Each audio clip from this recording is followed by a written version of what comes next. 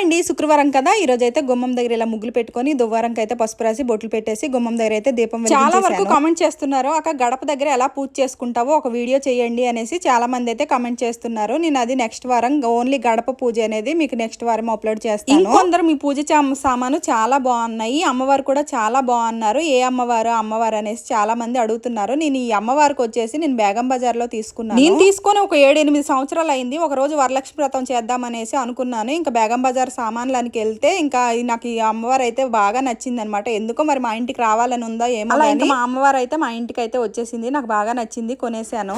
వరలక్ష్మి వ్రతం చేసుకునేదాన్ని అమ్మవారికి. ఇంకా మా సొంత ఇంటికి వచ్చిన తర్వాత ఇంకా అలా దేవుడు మూల వచ్చేసి ఇంకా అమ్మవారికి నిత్యం పూజించుకుంటున్నాము. ఏమో నాకు అలా ఇంకా పైన పెట్టడం ఇష్టం లేక ఇంకా పూజ గదిలో ఇలా పూజించుకుంటున్నాము. చాలా మంది అడిగారు కదా అమ్మవారికి ఎక్కడ కొన్నారనేసి. నేనైతే బేగం బజార్ లో తీసుకున్నానండి. ఇప్పటికీ బేగం బజార్ లో అమ్మవారి విగ్రహాలు అయితే దొరుకుతున్నాయి, ఎవరికైనా కావాలంటే వెళ్ళి కొనుక్కోండి. అలాగే సబ్స్క్రైబ్